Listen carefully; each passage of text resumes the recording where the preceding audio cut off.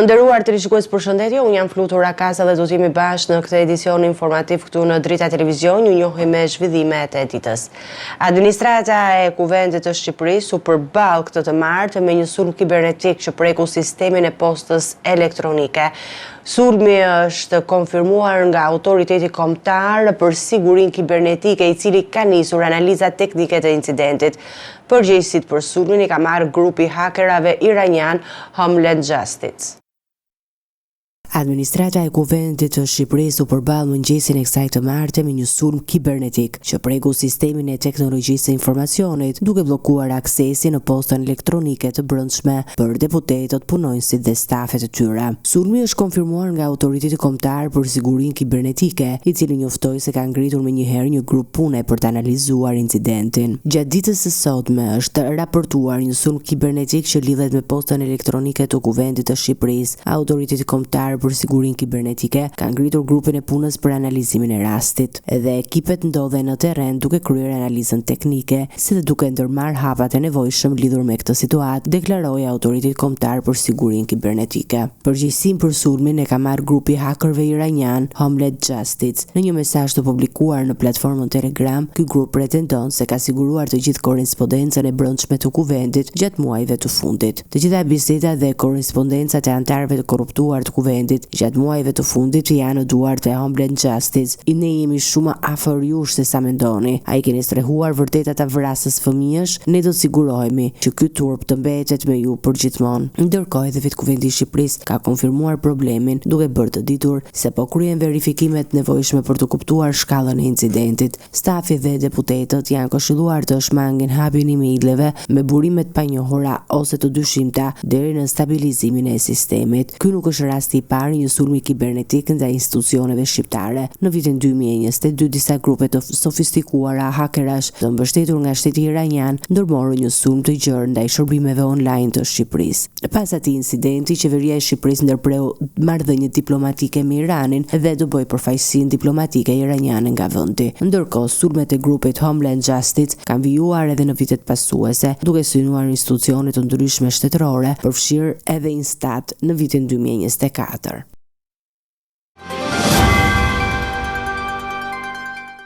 Kreu i Partisë Demokratike Sali Berisha zhvilloi një takim me Selin Blu me deputetin Bundestag Peter Beyer. Në fokus të bisedës ishte procesi i integrimit evropian në të Shqipërisë dhe sfidat me cilat përballet vendi. Palët diskutuan gjithashtu për zhvillimet në sistemin e drejtësisë dhe situatën politike në vend.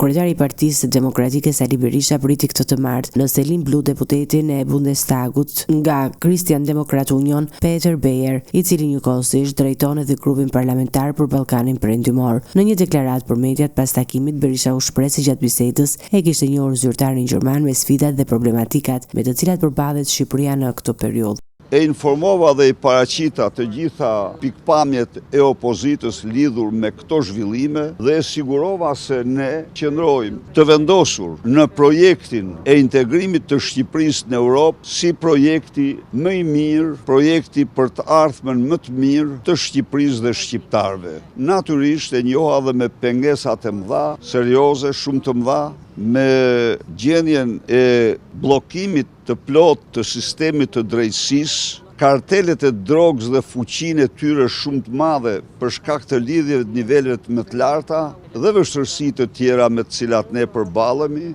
Nga ana tjetër, deputeti gjerman Peter Beyer bëri të ditur se në bisedë me kryedemokratin është diskutuar gjithësisht për procesin e integrimit evropian të Shqipërisë. Ai theksoi se vendi shpesh përmendet si një nga shtetet që ka parë progres në rrugën drejt integrimit në Bashkimin Evropian, por shtoi se ka këtë vështrimi i Berlinit ekzistojnë ende disa sfida dhe zhvillime që duhen ndjekur me vëmendje, veçanërisht sa i përket çështjeve që lidhen me sistemin e drejtësisë. Ndërkohë, Sali Berisha ka paralajmëruar edhe protestën e radhës kombëtare të opozitës, e cila është thirrur të mbahet në 12 mars përpara Kuvendit. Ai e ka cilësuar këtë tubim si një nga protestat më të mëdha paqësore që sipas tij ka njohur ndonjëherë vendi. Partia Demokratike konsideron të pavërtetë raportin e paraqitur nga socialistët në kuvent për mos autorizimin e arrestimit të zëvendës kryeministres. Kreu i grupit parlamentar Gazmend Bardhi deklaroi se pretendimet për intimitimin e dëshmitarëve janë shtrembruar në raport. Ai theksoi se kronologjia e ngjarjeve tregon se përgjimet janë bërë pasi SPAK kishte kërkuar mas sigurie.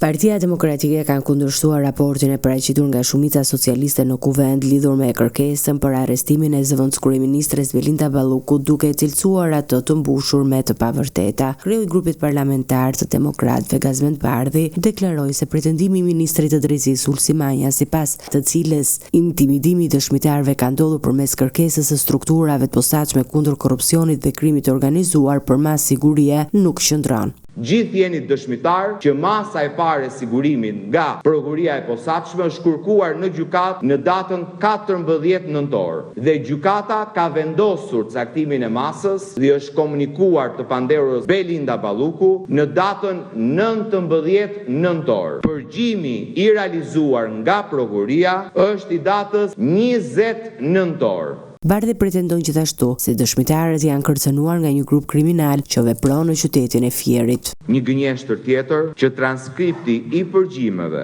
me cilën prokuria dokumenton ushtrimin e presionit përmes grupeve kriminale dhe po e them për herë të parë, bëhet fjalë për grupe kriminale që veprojnë në qarkun e Fierit, sipas përgjimeve të prokurorisë. Atje ku Edi Rama ka caktuar si drejtuese politike Belinda Ballukun dhe nuk e kanë bërë për të mbrojtur Belinda Ballukun, e kanë bërë për të mbrojtur paktin mafios që kanë bërë me pushtetin e Belinda Ballukut. Dhe nuk është e vërtetë që bëhet fjalë për thashetheme. Janë prova të dokumentuara se si grupet kriminale të fortët e qarkut të Fierit, siç thotë transkripti i prokurisë, kanë ushtruar presion ndaj dëshmitarëve dhe të panderëve tjerë për llogari të Belinda Ballukut. Kreu grupit parlamentar të opozitës, i cili u përjashtua nga Komisioni i Etikës për përplasje gjatë seancës plenare të javës së kaluar, paralajmëroi se do të marrë pjesë në protestën e thirrur nga opozita në 12 mars përpara kuventit.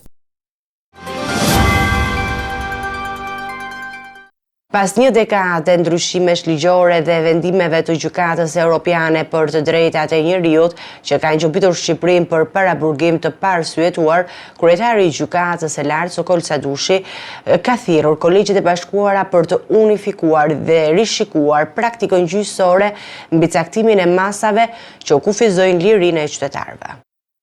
Praktika unifikuese për kriteret e masave të arrestit në burg datojnë që nga tetori i vitit 2011, por gjatë periudhës 2017-2021, Kodi i Procedurës Penale ka psuar ndryshime të rëndësishme që kërkojnë përshtatje të qartë të praktikës gjyqësore. Pas Gjykatës së Lartë, ndryshimi ky që lidhet me nenin 228 fraksion 3A të KPP-s, i cili parashikon që kur masat e arrestit justifikohen me rreziku ndaj provës, ky rrezik duhet të shoqërohet me argumente të bazuara në rrethana konkrete dhe të të përfshira në arsyetimin e vendimit të gjyqësor. Vendimi duhet të merret në dhomën e këshillimit dhe të jetë i kontrollueshëm, i verifikueshëm dhe transparent, duke eliminuar praktikën e përdorimit të formulave të përgjithshme apo standardizuara. Gjykata përmend gjithashtu vendimet të Gjykatës së Strasburgut që ka vendosur standarde të qarta lidhur me caktimin e paraburgimit. Masa nuk mund të bazohet në deklarata të përgjithshme, por vetëm në arsye relevante dhe të mjaftueshme të mbështetura në fakte, të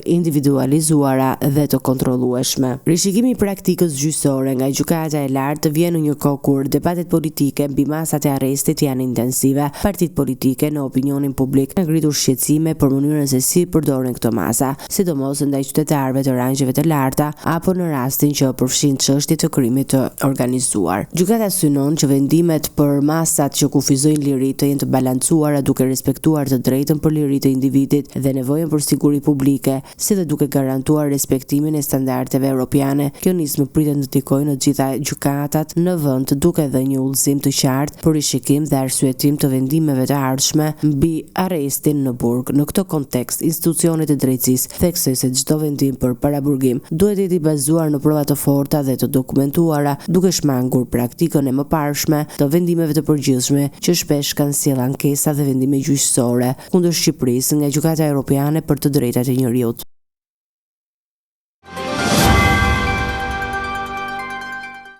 Gjykata e posaçme kundër korrupsionit dhe krimit të organizuar ka lënë në fuqi masën arrest me burg për kreven të Gjolena, Aldi Zonja dhe Musa Gjikola, të dyshuar për përfshirje në trafikun ndërkombëtar të kokainës. Hetimet lidhen me një fraksion të dosjes së njohur si kokaina e Frakullit, ku droga dyshohet se vinte nga Kolumbia drejt Shqipërisë. Ndërkohë, 2 persona të tjerë janë shpadur në kërkim në kuadër të këtij operacioni.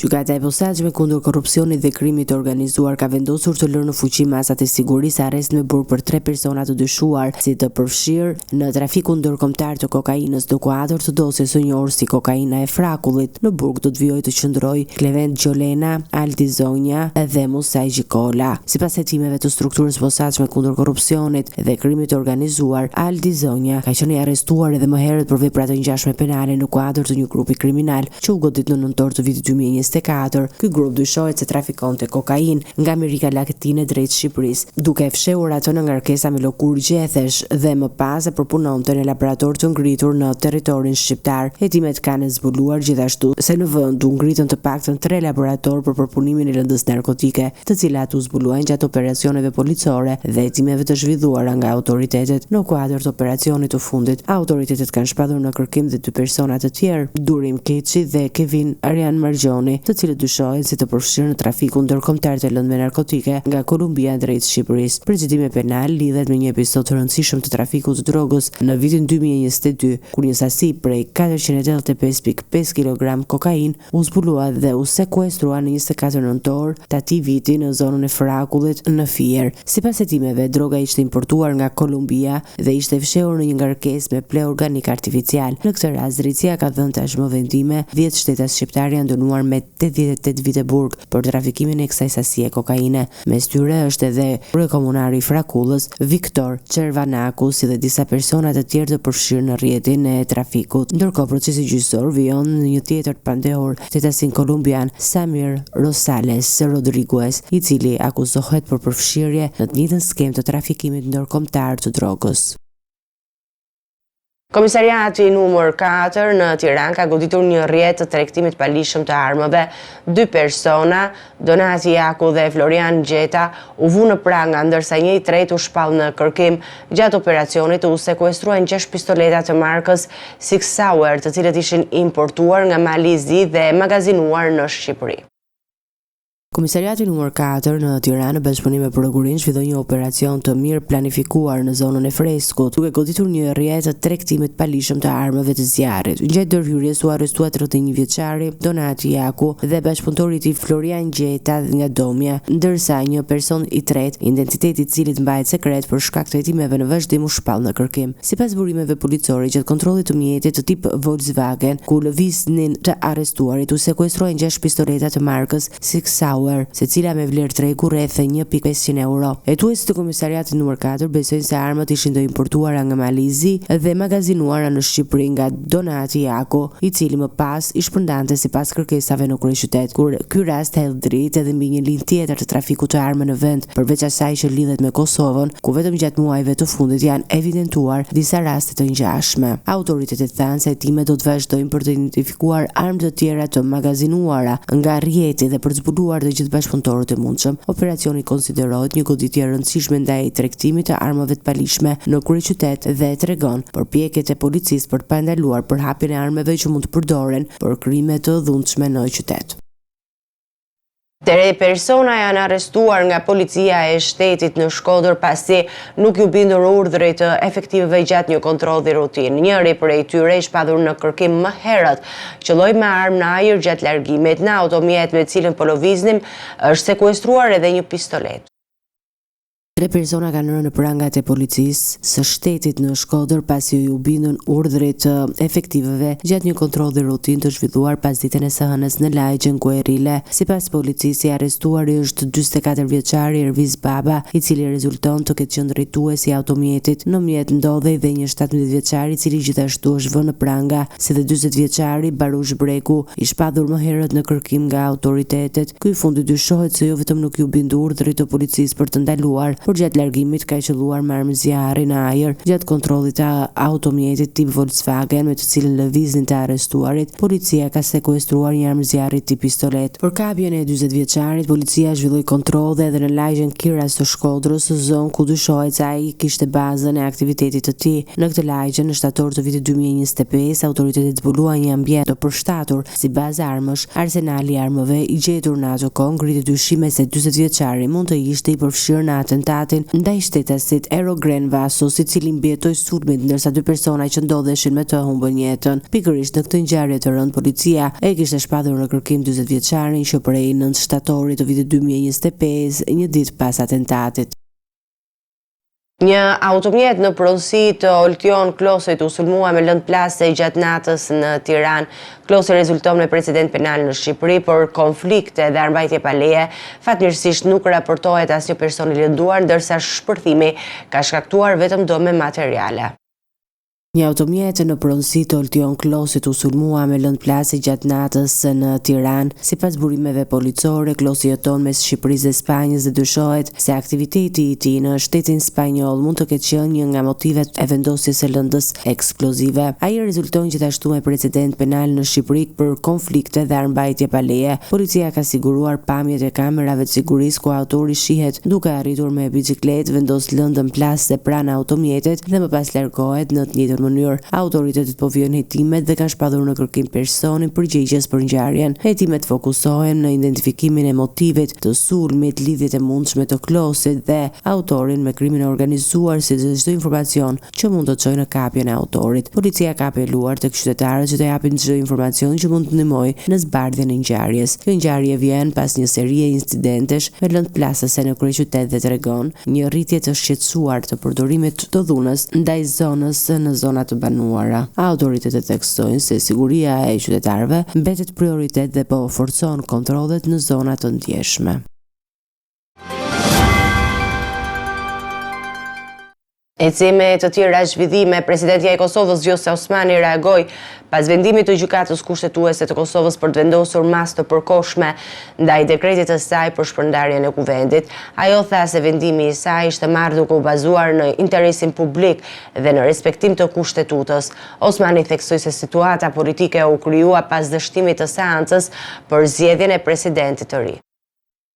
Presidentja e Kosovës Vjosa Osmani ka reaguar pas vendimit të gjykatës kushtetuese të Kosovës për të vendosur masa të përkohshme ndaj dekretit të saj për shpërndarjen e kuvendit të Kosovës. Duke komentuar situatën, Osmani deklaroi se çdo vendim i saj është marrë duke bazuar në interesin publik dhe në respektimin e kushtetutës. Ajo pranoi se askush nuk është i pagabueshëm, duke theksuar se edhe institucionet e tjera më parë kanë pasur raste të shkeljeve kushtetuese. Sipas saj, vendimi për shpërndarjen e kuvendit është një hap që erdhi pas bllokimit institucional dhe dështimit për të zgjedhur presidentin e ri të vendit. Dekreti për shpërndarjen e kuvendit nxori një ditë pas zhvillimit të një seance të jashtëzakonshme ku nuk arriti korumi i nevojshëm për zgjedhjen e presidentit të ri. Situata krijoi një ngërç politik që sipas Osmanit kërkonte zgjidhje institucionale. Presidentja hodhi poshtë gjithashtu pretendimet se kishte refuzuar nënshkrimet nga lëvizjave të vendosje për kandidaturën e saj. Sipas saj, kjo forcë politike i kishte propozuar që të hynte në garë vetëm formalisht, si kundër kandidate e Glau Konjufskës. Osmani shtoi se vetë kryeministri Albin Kurti kishte komunikuar më herët se nuk kishte mbështetjen e plotë të kësaj partie për kandidaturën e saj. Ajo deklaroi gjithashtu se ndërsa i kërkoi të punonte me opozitën për të siguruar votat e nevojshme, në të njëjtën kohë zhvilloheshin negociata për kandidatë të tjerë pa dijenin e saj. Sipas presidentes, kjo situatë ka krijuar një klim të vështirë politike dhe ka thelluar përplasjet mes institucioneve, ndërsa vendimi i saj synonte të zgjidhte ngërçin dhe të kthente funksionimin normal të institucioneve në vend.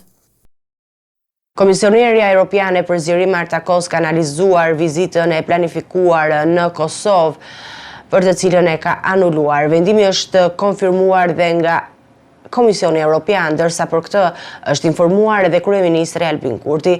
Vizita pritet të zhvillohej sapo të qartësohet situata politike dhe të institucioneve në vend.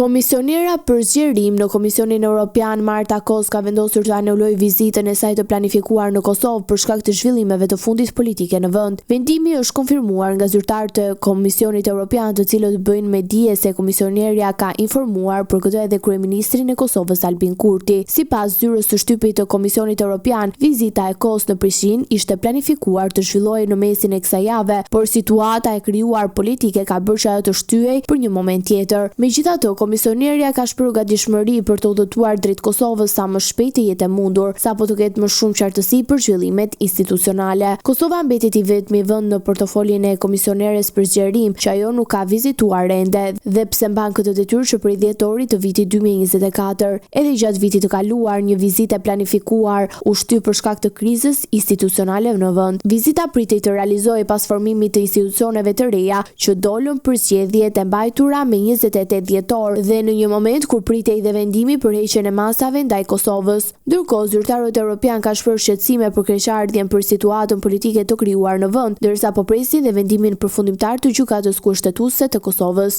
lidhur me procesin e zgjedhjes së presidentit të ri.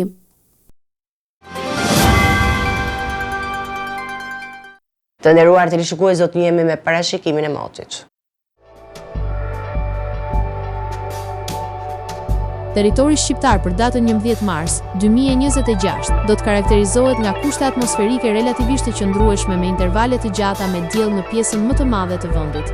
Paraditja do të jetë kryesisht tek qiellit, ndërsa në disa zona lindore dhe qendrore do të ketë vranësira të pakta kalimtare. Pasditja vijon me mot kryesisht me diell, ndërsa në zona të izoluara mund të ketë rreshje të dobta shiu. Temperatura minimale pritet të zbresë deri në 3 gradë Celsius, ndërsa ajo maksimale do të arrijë deri në 16 gradë Celsius. Gjatë ditës priten rreth 7 deri në 8 orë me diell. Era do të fryjë lehtë nga drejtimi perëndimor me shpejtësi 2 deri në 4 metra për sekond. Deti do të ketë dallgëzim të ulët rreth 1 deri në 2 ballë. Indeksi ultraviolet për Tiranën pritet të jetë i ulët rreth 3. Sipas të dhënave astronomike, lindja e diellit në Tiranë do të jetë rreth orës 5:53 minuta, ndërsa perëndimi rreth orës 17:49 minuta. Temperaturat minimale dhe maksimale për disa qytete kryesore të Shqipërisë do të jenë si më poshtë. Shkodër, 9 deri në 16 gradë Celsius. Kukës, 7 deri në 14 gradë Celsius. Peshkopi, 6 deri në 12 gradë Celsius. Tiranë, 10 deri në 16 gradë Celsius. Durrës, 10 deri në 16 gradë Celsius. Kavaj, 8 deri në 15 gradë Celsius. Elbasan, 10 deri në 16 gradë Celsius. Berat, 8 deri në 16 gradë Celsius. Korç, 3 deri në 10 gradë Celsius. Vlorë, 11 deri në 16 gradë Celsius. Gjirokastër, 7 deri në 15 gradë Celsius. Sarand, 10 deri në 16 gradë Celsius. Territori i Kosovës për datën 11 mars 2026 do të karakterizohet nga mot kryesisht i kthjellët me intervale të gjata me diell. Paraditja do të jetë me diell në pjesën më të madhe të territorit, ndërsa në disa zona perëndimore mund të ketë vranësira të pakta kalimtare. Pasditja vijon me mot të qetë dhe të qëndrueshëm. Temperatura minimale pritet të zbresë deri në 1 gradë Celsius, ndërsa ajo maksimale do të arrijë deri në 16 gradë Celsius. Era do të fryhej lehtë nga drejtimi veri perëndimor me shpejtësi 2 deri në 4 metra për sekond. Indeksi ultraviolet për Prishtinën pritet të jetë i ulët rreth 3. Sipas të dhënave astronomike, lindja e diellit në Prishtinë do të jetë rreth orës 5:48 minuta, ndërsa perëndimi rreth orës 17:43 minuta. Temperaturat minimale dhe maksimale për disa qytete kryesore të Kosovës do të jenë si më poshtë. Mitrovic, 5 deri në 15 gradë Celsius. Podujev, 1 deri në 14 gradë Celsius. Skënderaj, 2 deri në 14 gradë Celsius. Pej, 4 deri në 12 gradë Celsius. Prishtinë, 4 deri në 14 gradë Celsius. Gjakov, 3 deri në 16 gradë Celsius. Malishe, 4 deri në 14 gradë Celsius. Gjilan, 1 deri në 14 gradë Celsius. Ferizaj, 3 deri në 14 gradë Celsius. Kaçanik, 4 deri në 13 gradë Celsius. Suharek, 3 deri në 14 gradë Celsius. Prizren, 4 deri në 14 gradë Celsius. Ishte gjithçka e përgatitur në këtë edicion informativ. Për më shumë zhvillime klikoni në faqen tonë zyrtare drita.tv, mund na ndiqni në rrjetet sociale, Facebook, Instagram, YouTube, ku jemi me përditësime në çdo kohë. Vazhdoni të qëndroni në shoqërinë e televizionit Drita. Bashkëmiru takofshim në edicionin e ardhshëm.